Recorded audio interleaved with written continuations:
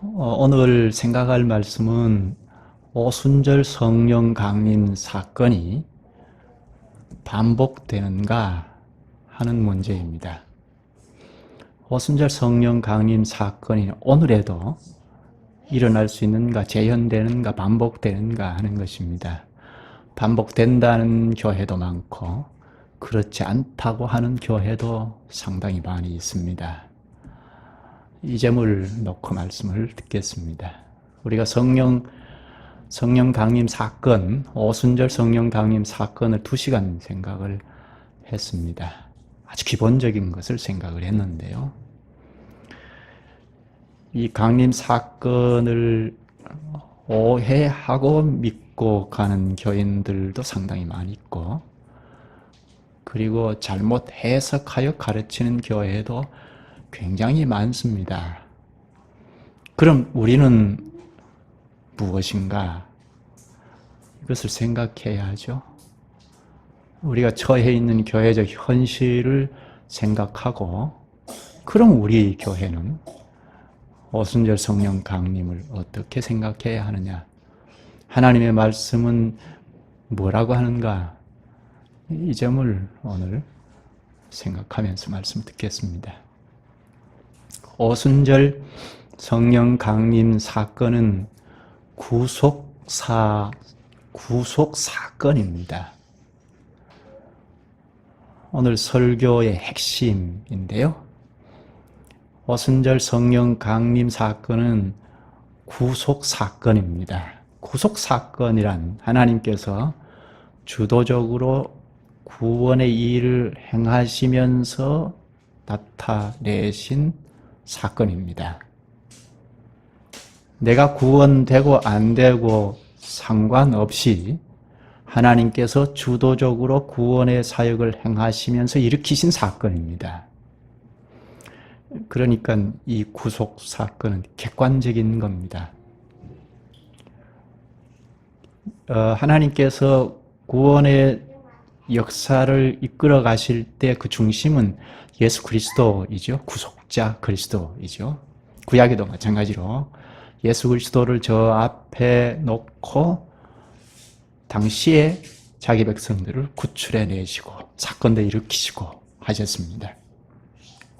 그리스도께서 십자가에 오셔서 십자가에 죽으셨다 하는 이것이 이제 핵심이죠. 구원의 일의 핵심이죠. 죽으신 것도 큰 사건이고 부활하신 것도 그렇고 하늘 영광에 오르신 것도 그렇습니다. 구속 사건입니다. 그처럼 오순절 성령 강림도 구속 사건입니다. 객관적인 구속의 사건입니다. 그럼 오순절 이 사건이 반복되나요? 안 되나요? 오늘날에도 성령 강림 사건이 반복이 됩니까? 안 됩니까? 예수 그리스도께서 십자가에 죽으셨어요. 오늘날 반복이 됩니까? 안 됩니까? 그럼 성령 강림 사건도 마찬가지입니다. 그런데 오늘날에도 반복이 된다고 하는 교회도 많고 또 그렇게 믿는 교인들도 상당히 많이 있습니다. 우리나라에는 굉장히 많이 있습니다. 외국에는 어떤지 잘 알 수 없는데요. 오순절 성령 강림 사건이 오늘날에도 재현이 된다 하는 교회가 굉장히 많습니다. 제가 지난 주 중에 어떤 교회 설교를 유튜브를 통해서 보았습니다.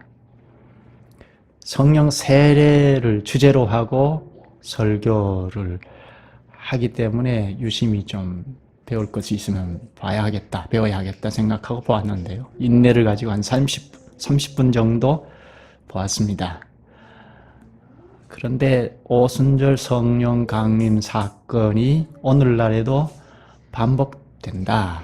특히 기이한 현상을 말하면서 오늘날에도 성령을 받으면 마음이 뜨겁다든지 아니면 최소한 방언은 한다 하고 가르쳐요. 그 증거 구절을 오늘 본문 사도행전 2장을 듭니다. 하늘로부터 급하고 강한 바람 같은 소리, 그리고 혀같이 갈라지는 불이 각각에게 임한 것이 있지 않느냐, 그리고 방언을 하지 않았느냐. 오늘날에도 성령 하나님이 우리에게 오시는데 아무런 것이 나타나지 않는다면 그게 오히려 이상하지 않느냐 하는 겁니다. 그럴듯하죠? 그럼 예수 그리스도께서 오늘날에도 반복되느냐? 내가 예수 그리스도를 믿으면 그리스도께서 여기 오셔서 다시 죽으셔서 우리를 구원하시느냐? 그렇게 물으면 아니라고 할 겁니다. 그것처럼 성령 강림 사건도 마찬가지입니다. 예수님께서 오늘날에도 다시 죽음을 재현해야 한다고 하면 그건 적그리스도적 행위이죠. 그와 같이 오순절 성령 강림도 마찬가지입니다. 하나님께서 주도적으로 구원의 사역을 행하시면서 일으키신 사건입니다. 예수님께서 십자가에 죽으실 때 우리의 죄를 다 짊어지시고 죽으셨죠. 그래서 우리의 구원을 완전히 이루어 놓으셨습니다. 근데 나는 구원이 안 되었죠. 객관적으로 예수 그리스도께서 십자가에서 우리의 구원을, 자기 백성들의 구원을 다 이루어 놓으셨습니다. 근데 지금 내가 예수 그리스도를 믿을 때 다시 그리스도께서 죽으셔서 우리를 구원하시는 것이 아니고 단번에 완전한 구원을 이루신 죽음의 효력을 우리에게 입히셔서 구원하십니다. 그럼 내가 구원이 되면 이 구원은 주관이죠. 나에게 일어나는 것은 주관입니다. 그것처럼 성령 강림 사건도 이미 오순절날 오셨다 하고 기이한 현상들을 동반했습니다. 그건 다 초능력인데요. 우리는 예수 그리스도를 믿음으로 성령이 우리에게 같이 함께 하시죠. 오십니다. 그러면 그 현상들이 같이 동반이 되느냐? 그렇지 않다는 겁니다. 이미 성령께서 오셨는데 우리에게 지금 오시는 겁니다. 그러니까 초능력을 나타낼 필요가 없죠. 하나님이 못하시는 것이 아니고 필요가 없기 때문에 안 하시는 것입니다. 예수 그리스도를 영접함과 동시에 성령께서 우리와 함께 하십니다. 거기에 성령이 오시니까 뭐라도 있어야 하지 않느냐 하고 근거를 사도행전 2장을 들어서 한다는 것은 이게 맞지 않습니다. 뒤에 생각할 텐데요. 사도행전 기록 목적을 잘 몰라서 하는 소리입니다. 아무런 현상이 일어나지 않아도 우리는 무엇입니까? 그리스도를 믿게 되는데 그리스도께서 하신 말씀인 기록 계시를 믿고 신앙을 고백하지 않습니까? 성경은 하나님의 말씀이다, 그리스도의 말씀이다 하는 것을 믿고 고백합니다. 이것만으로도 성령이 나와 함께 하신다, 우리와 함께 하신다, 그 사람이 성령의 사람이다 하는 것을 알지 않습니까? 그러니까 특별히 표적을 일으키셔서 사인할 하등의 이유가 없습니다. 이 표적은 그러니까 오순절 성령 강림을 할 때 기이한 현상이 동반이 된 것은 표적입니다. 성령이 공식적으로 강림했다, 보라 하는 사인입니다. 표적은 다 그렇습니다. 성령 시대가 왔다 하고 초능력을 나타내신 겁니다. 이제 교회 시대가 돌입되었다, 보라 하고 현상들을 동반시킨 것입니다. 그러나 지금은 그런 표적을 일으키실 이유가 없습니다. 왜 그렇죠? 이미 교회 시대가 한참 지나왔지 않습니까? 성령이 오신 이후도 한참 지나왔고, 그리고 특히 성령께서 기록해 놓으신 성경 계시가 있습니다. 당시에는 신약 성경이 없던 때이죠. 신약 성경이 없었으니까, 그러니까 이게 계시인지 아닌지 당시는 구약 계시만 있었으니까, 구약 성경만 있었으니까 계속 계시가 주어진 때였는데 이것이 하나님의 계시인지 아닌지 뒷받침하도록 이런 초능력을 나타내신 것입니다. 성령 강림도 계시니까, 하나님의 계시니까 성령이 강림하셨다 하는 것을 뒷받침하도록 초능력을 나타내신 것입니다. 초능력은 다 그렇습니다. 하나님의 계시다는 것을 뒷받침하시기 위하여 나타내신 것입니다. 교회 시대가 왔다, 새 언약 시대가 돌입되었다 하는 것을 확연히 나타내 보이시도록 뒷받침하도록 초능력을 나타내신 것입니다. 그러나 지금은 성경이 뒷받침하죠. 이 사람의 성령이 함께하는 사람인지 성경이 뒷받침하죠. 성경을 믿느냐, 성경을 믿고 신앙 고백을 하느냐 하는 것을 보고 충분히 뒷받침이 되죠. 기적을 일으키실 까닭이 없습니다. 오히려 성경으로 돌아가서 성경을 잘 살필 필요가 있죠. 성령께서 우리를 진리가 되는 성경으로 이끌으셔서 성경을 자꾸 깨우치시잖아요.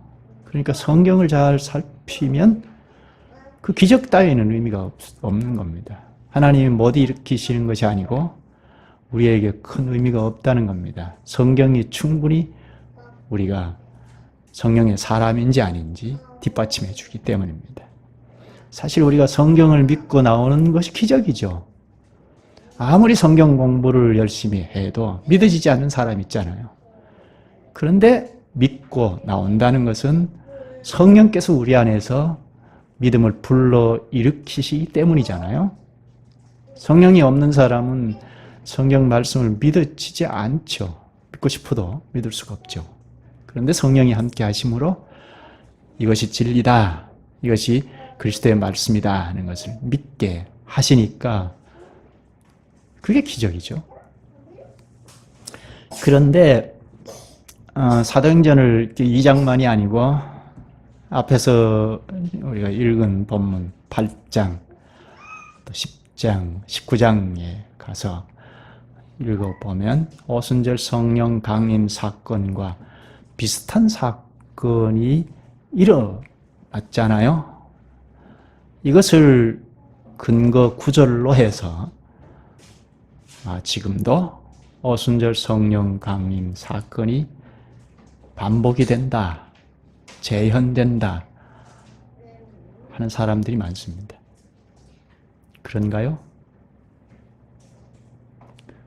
사도행전 8장, 10장, 19장에 나오는 현상들, 성령이 임하자 일어난 현상들, 그것은 우리와 전혀 다른 시대라는, 어느 시대라는 것을 잘 파악을 해야 하는데, 그렇지 않으면 오순절 성령 강림 사건이 일어났으니까 여기도 일어나고 또 19장에까지 가서 일어났으니까 오늘날에도 반복되는 것 아니냐 하고 믿고 추구하고 나갈 수가 있습니다. 그렇지 않습니다. 사도행전을 기록한 목적을 잘 알면 그것은 다 불식시킬 수 있습니다. 사도행전 기록의 목적이 무엇이죠? 사도시대 때에 그리스도의 복음이 어떻게 전파되고 확산되었는가, 그래서 교회가 섰는가 하는 것을 기록하는 것이 목적이었습니다. 앞에서 읽은 사도행전 1장 1절 2절을 보면 지난 시간에도 우리가 생각을 했죠. 누가복음을 기록한, 누가복음의 요약을 말하는데 그리스도께서 가르치시기를 시작하신부터 승천하신 때까지가 누가복음이라고 했죠. 그리고 사도행전은 예수님께서 가르치신 것, 예수님의 행적, 핵심적인 것, 그리스도의 복음을 사도시대 때에 어떻게 전파되었는가 하는 것을 추적해서 기록한 것이 사도행전입니다. 사도행전은 예수님께서 성령을 보내리라는 약속을 믿고 사도들을 중심한 제자들이 성령을 받아서 이제 예루살렘부터 땅끝이라고 하는 로마까지 어떻게 복음이 증거되어서 교회가 서게 되었는가 하는 것을 기록하는 데 있었습니다. 그래서 사도행전 저자인 누가가 성령을 받은 제자들 그리고 제자들과 팀웍을 한 일원들이 복음을 들고 전파하여 예루살렘부터 로마까지 전파되어서 유대인들뿐만 아니라 이방인들까지 그리스도의 몸인 교회를 이루게 된 사실을 심려를 기울여서 추적해서 기록하는 것입니다. 그게 사도행전입니다. 그러니까 우리가 사도행전을 읽을 때는 사도행전 주제와 같은 구절, 1장 8절을 중심하여 읽어야 합니다. 사도행전 전체는 바로 사도행전 1장 8절의 패턴에 맞춘 기록입니다. 한번 보죠. 오직 성령이 너희에게 임하시면 너희가 권능을 받고 예루살렘과 온 유대와 사마리아와 땅끝까지 이르러 내 증인이 되리라. 예루살렘, 유대, 사마리아, 땅끝이라는 패턴에 맞추어 사도행전을 읽어야 합니다. 이거 생각하지 않고 읽으면 성경에 있네? 오늘도 있지 않느냐? 성경을 믿으니까 오늘도 반복되지 않느냐? 이렇게 나갑니다. 오직 성령이 너희에게 임하시면 하는 여기 너희는 1차적으로는 사도들입니다. 120여 명 제자들입니다. 사도들을 중심한 이 제자들이 성령을 받아서 예수 그리스도의 언약과 뜻을 깨닫고 예루살렘부터 로마까지 복음이 전파되어서 교회가 창설되었다는 것을 보여주는 것이 사도행전입니다. 따라서 1장 8절의 말씀은 오고 오는 모든 예수님의 교회에 직접 말씀하신 것이 아닙니다.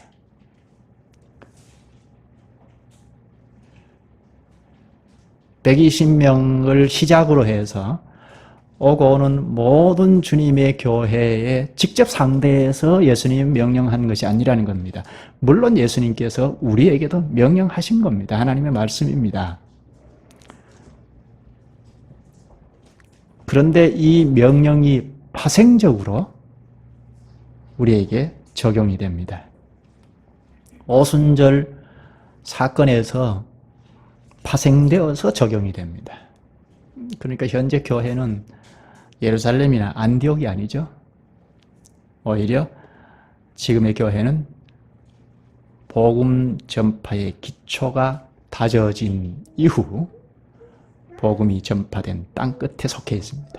우리는 땅끝에 속해 있습니다.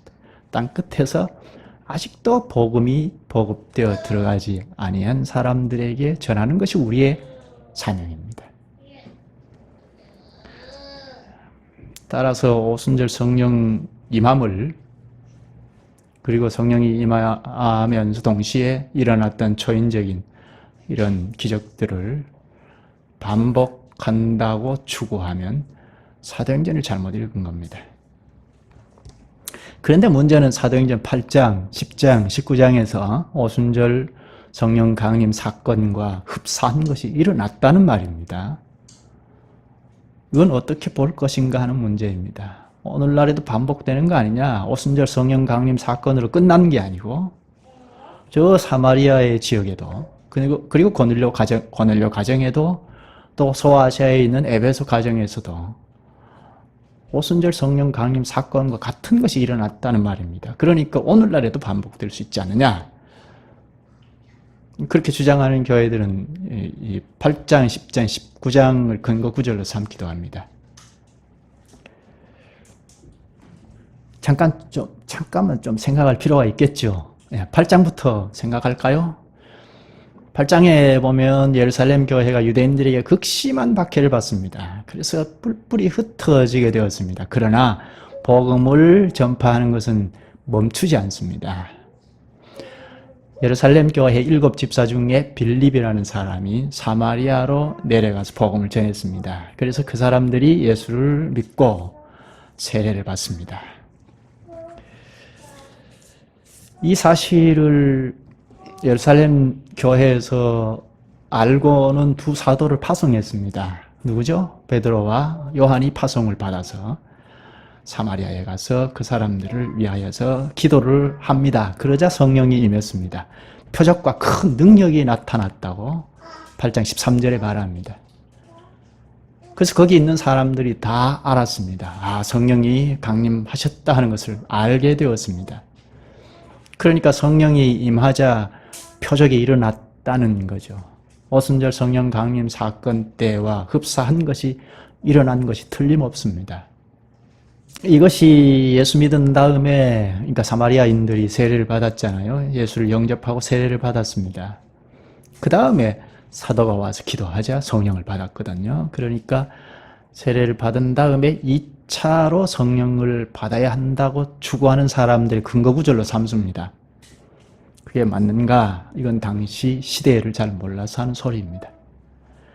사마리아 사람들이 처한 시대는 오늘 우리 시대하고 전혀 다릅니다. 사도시대입니다. 비상시기입니다. 복음이 급속도로 전파되어서 예수님께서 1장 8절에서 명령하신 대로 땅끝이라고 하는 당시 땅끝을 로마라고 볼 수 있는데, 그럼 예루살렘에서 사마리아 담을 넘어서 땅끝이라고 하는 소아시아 로마까지 사도시대 때의 복음이 전파돼서 교회가 세워져야 합니다. 그러니까 비상시기입니다. 그래서 하나님께서 성령이 임했음을 신속하게 가시적으로 표했습니다. 본래 성령이 우리에게 오실 때 압니까? 안다고 해서 이런 기이한 현상들을 추구하도록 가르치는 영향을 받아서 그런데 실제적으로 성령 하나님이 하시는 일이니까 우리는 모릅니다. 오늘날에 저 사람 속에 새 생명, 그리스도의 부활의 생명이 있는지 없는지 생명의 문제는 우리가 잘 모릅니다. 그런데 그 생명이 발화가 되어서 열매를 맺을 때는 알죠. 그러니까 새 생명이 있으면 말씀을 전하면 그에 대한 반응이 있습니다. 생명이 있으니까 반응이 있죠. 말씀을 받아들이고 아니면 의문을 갖고 알고자 하고 이런 반응이 있습니다. 그럴 때 미루어 짐작해서 생명이 있다는 것을 생각하죠. 그리고 성령께서 그 생명을 일으키셨으니까, 그리고 성령의 인도를 받고자 하는 것이 있습니다. 그런 사람들을 보고 세례를 베풀죠. 알지 못하면 누구에게 세례를 베풀어야 할지 알 수 없잖아요. 그런데 성령께서 함께 하신 결과 그가 하나님의 말씀을 믿고 나온다는 말입니다. 신앙 고백을 합니다. 그리고 성령의 이끄심을 받고자 합니다. 그런 것을 보고 그리스도와 연합의 세례를 베풀죠. 그런데 이 시대 때는 비상시기입니다. 빨리 사마리아 지역에서 담을 넘고 소아시아 로마까지 복음이 전파돼서 교회를 세워야 하는 사도 시대 때의 교회가 구축이 되어야 하는 비상시기입니다. 그래서 성령 오심을 현상을 동반시켜서 보여주신 것입니다. 사도들과 동시대 사람들이다. 너희들도 우리 예루살렘 교회와 동일한 교회원들이다. 이방인들이잖아요. 사마리아 사람들이. 그것을 가시적으로 표적을 보여주셔서 알리신 것입니다. 예루살렘에 담을 넘었죠. 또 사도행전 10장을 볼까요? 여기도 마찬가지로 성령 강림과 함께 초능력이 동반되었습니다. 여기는 로마 군대 백부장인데요. 이방인이죠. 로마인입니다. 로마 군대 백부장 고넬료가 베드로를 초청하여 말씀을 듣는 중에 성령이 임함을 다 알았습니다. 모든 사람들이 알았습니다. 성령이 임한 것을 알았다는 것은 오순절 성령 강림 때와 같이 기이한 현상이 동반되었다는 것입니다. 이것만 보면 오순절 때만이 아니고 고넬료 가정에서 일어난 것처럼 오늘날에도 오순절 성령 강림 사건이 반복된다 할 만하죠. 오순절 성령 강림으로 새 시대가 돌입이 되었죠. 교회 시대가 돌입이 되었습니다. 활짝 열렸습니다. 그런데 고넬료 가정은 아직 구약 신자로 머물러 있습니다. 이방인인데 아마 회당 예배의 매력을 느껴서 개종했는지 알 수 없습니다. 근데 구약 신자로 머물러 있습니다. 그런데 거기에 함께 하던 사람들 역시 구약 계시 속에 갇혀 있었습니다. 베드로와 함께 하던 유대 기독교인들조차도 그 유대의 담을 훌쩍 뛰어넘지 못하고 갇혀 있었습니다. 그런데 베드로의 설교를 들은 고넬료 가정이 이제 새로운 이스라엘로 가입하게 되는 역사적인 순간입니다. 그래서 표적을 동반한 성령 강림으로 이방인도 이제는 예수님의 교회를 형성하게 되었다 하는 것을 나타내 보이신 것입니다. 8장 47절부터 보면 이에 베드로가 이르되 이 사람들이 우리와 같이 성령을 받았으니 누가 능히 물로 세례 베풀물 그 말이요 하고 그리고 뒤에 보면 세례를 베풀었습니다. 이건 그 앞에 8장에서 말하는 것과 좀 다르죠. 세례가 나중에 성령이 임하고 세례를 베풀었죠. 베드로까지도 이방인도 교회원이 된다는 사실을 확고하게 갖지는 못했습니다. 유대의 담을 넘지 못했다는 겁니다. 그래서 하나님께서 급하게 표적을 동반한 성령 강림으로 이제 고넬료도 천국의 형제다 하도록 했던 겁니다. 성령이 임했다는 사실을 눈으로 똑똑히 보았으니까 세례를 베풀지 않을 수 없었죠. 그래서 베드로 일행이 세례를 베풀었습니다. 19장의 사건도 마찬가지입니다. 에베소 사람들이 요한의 세례를 받고 신자로 살고 있었습니다. 요한의 세례가 무엇이죠? 마지막 선지자 요한이죠. 그러니까 구약 신자라고 할 수 있죠. 성령께서 임한 사실조차 전혀 까마득히 성령이 있는지조차 모르고 있었습니다. 그래서 바울이 그들에게 세례를 주고 안수하자 성령이 임했습니다. 19장 6절 보면 바울이 그들에게 안수하며 성령이 그들에게 임하심으로 방언도 하고 예언도 하니 모두 12사람쯤 되니라. 이때는 이미 성령 시대라고 하지 않았습니까? 그런데 요한의 세례를 받았으니까 아직 구약 계시에 갇혀 있었던 겁니다. 요한의 시대는 물러갔죠. 그런데 여전히 옛 언약에 붙잡혀 있으니까 하나님께서 성령을 보내주셔서 바로잡아 주셨습니다. 오순절 성령 강림 때처럼 방언하나 예언하는 것, 이런 귀한 현상들이 동반이 되었습니다. 이처럼 8장, 10장, 19장에는 다 특수한 사건입니다. 구속 역사에서 반드시 필요하여 주님께서 일으키신 특수한 사건입니다. 사도행전에 나오는 모든 사건은 전부 오순절 사건과 연관이 되어 있습니다. 8장, 9장, 19장의 사건은 다 오순절 사건의 연장선에서 일어난 것입니다. 주님께서 하신 약속이 성령 강림이잖아요. 그 성령 강림이 단계적으로 성취된 것입니다. 그러나 지금 시대는 단계적으로 성취되는 과정이 완성이 되고 끝난 지 오래되었습니다. 지금은 성령 충만한 시대입니다. 그러므로 초능력이 성령이 우리에게 오실 때 초능력이 같이 반복이 된다고 생각하는 것은 성령 충만의 시대를 모르고 하는 이야기입니다. 성령과 말씀으로 교회를 붙잡고 일하시는 그리스도를 모르는 일입니다. 이미 오신 성령께서 우리 안에서 일하십니다. 우리는 성령 충만한 지도하에 살지 못하고 있는 이 사실을 안타까워하면서 성령의 능력을 힘입어서 살기를 구하는 것이 맞지, 초능력을 구하는 것은 맞지 않습니다.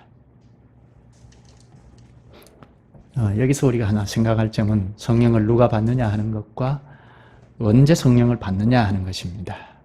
지난 시간에도 잠깐 짚으기는 했는데요. 누가 성령을 받죠? 특수한 사람들만 받습니까? 그리스도인이면 누구나 다 성령을 받습니다. 고린도전서 12장 13절에 우리가 유대인이나 헬라인이나 종이나 자유인이나 다 한 성령으로 세례를 받아 한 몸이 되었고 또 다 한 성령을 마시게 하셨느니라.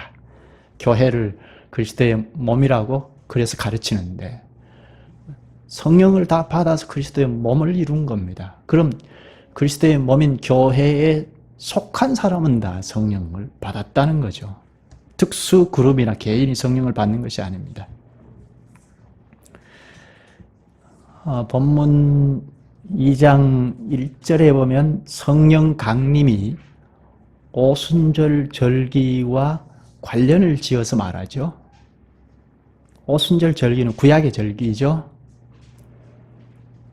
애굽에서 노예 생활을 하던 이스라엘이 구출을 받은 그 날을 기념하는 기념절이 유월절이죠.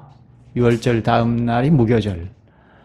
이 유월절로부터 50일째 되는 날, 구체적으로 날짜를 계산하면 유월절은 14일부터인데 출애굽한 그 달에 14일부터인데 이틀 지나서 16일부터 50일째 되는 날이 오순절입니다. 구약의 절기죠. 그런데 이 오순절이 예수님께서 우리의 구원을 다 이루시고 죽으셨잖아요. 부활하신 날부터 50일째 되는 날입니다. 신약의 오순절이기도 하죠. 애굽에서 구원받은 날을 기념하는 유월절에서 50일째 되는 날에 하나님께서 주신 농산물의 첫 소산, 첫 열매를 하나님께 바치는 날이 오순절입니다. 그것처럼 예수님의 죽음으로 구원받은 초기 당시 120명이죠. 120명이 50일째 되는 날 성령 선물을 받아서 하나님께 바쳐진 몸이 되었습니다. 성령을 받은 사람은 다 하나님의 것이잖아요. 하나님 것으로 바쳐진 몸이 되었습니다. 첫 열매를 하나님께 바치면 그 밭에 있는 소산도 다 바쳤다 하는 뜻이잖아요. 그처럼 성령 선물을 받은 120명은 하나님께 바친 몸입니다. 그럼 그들로부터 오고 오는 모든 교회원들은 밭에 남아있는 곡식이죠. 맨 처음에 성령 선물을 받은 120명의 교회원들이 하나님께 바쳐진 몸이니까, 첫 열매로 바쳐진 거니까 그들로부터 오고 오는 모든 교회원들, 우리는 밭에 남아있는 곡식입니다. 지금 성령을 받은 우리는 밭에 남아있는 곡식이 되어서 하나님께 바쳐진 몸입니다. 이렇게 보면 그리스도의 교회에 참여한 모든 이가 성령을 받은 거죠. 성령 선물을 다 받았습니다. 특수 교인만 받는 것이 아닙니다. 그리스도의 언약을 믿고 교회에 살붙이도 들어가는 지체들은 다 성령을 받습니다. 사도들 터 위에 선 교회에 가입한 자들은 첫 소산이 되어 드릴 밭의 곡식과 같습니다. 이들에게 성령 선물을 주셔서 하나님께 바쳐진 몸이 되게 하십니다. 둘째는 언제 성령을 받는가? 시기 문제. 앞에서 본 것처럼 사도행전을 보면 각각 달라요. 일정치 않습니다. 2장에 120명은 예수 믿은 다음 성령을 받았죠. 8장의 사마리아 사람도 마찬가지입니다. 예수 믿은 다음에 성령을 받았습니다. 그런데 10장의 고넬료 가정이나 19장의 에베소 교인들은 구약 교인이었죠. 처음에 구약 교인으로 있었습니다. 그런데 사도가 전하는 말씀을 듣고 예수를 믿음과 동시에 성령을 받았습니다. 이 경우는 믿음과 동시에 받았습니다.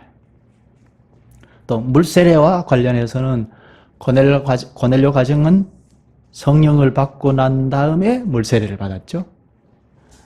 그런데 8장의 사마리아 사람들 그리고 19장의 에베소 사람들은 물세례를 받고 난 다음에 성령을 받았습니다. 반대이죠. 그리고 2장의 제자들은 전후 표시가 없습니다. 이렇게 보면 각각 다르죠? 왜 그렇죠? 이들이 처해 있는 상황이 달랐기 때문입니다. 사도들을 생각하면 예수 그리스도께서 오셔서 제자가 되어서 3년간 쫓아다녔잖아요. 이미 구약 신자에서는 벗어났죠. 성령은 받지 않았습니다. 구약 신자에서 벗어나서 신약 그리스도인입니다. 왜 그렇죠? 구속 역사에서 성령이 오시지 않았기 때문이죠. 마치 이런 겁니다. 백화점 공식적으로 백화점 오픈하기 전에 홍보도 하고 물건을 파는 것과 같습니다. 그러나 성령이 오심으로 비로소 그리스도인으로 공식적으로 새 언약 백성이 되었죠. 구속 역사 때문입니다. 이런 구속사를 무시하고 성령 받는 시기를 표본으로 삼으면 안 됩니다. 120명도 신자로 살다가 성령을 받았잖아요. 그래서 성령 운동하는 사람들은 오늘날에도 예수 믿고 난 다음에 2차적으로 성령을 받아야 한다는 근거구절로 삼거든요. 구속사를 모른다는 이야기죠. 사마리아 사람들 경우도 비슷합니다. 그러나 고넬료 가정이나 에베소 사람들은 좀 상황이 다릅니다. 예수를 믿고 새 언약 백성이 된 것이 아니죠. 새 언약 시대가 완전히 도래했는데도 불구하고 여전히 구약 백성으로 살고 있었습니다. 마치 8.15 광복이 되었는데도 그 사실을 전혀 알지 못하고 깊은 산속에 숨어서 숨죽이고 사는 것과 같습니다. 자유를 얻지 못하고. 그래서 그리스도께서 그리스도의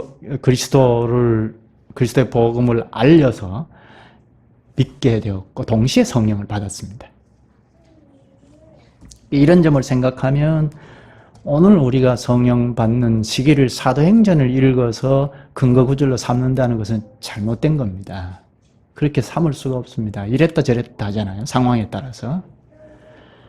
성령이 공식적으로 임하고 복음이 확산되어가는 특수한 시기를 놓고 기록한 성경이기 때문입니다. 그러므로 오히려 서신서를 보는 것이 좋습니다.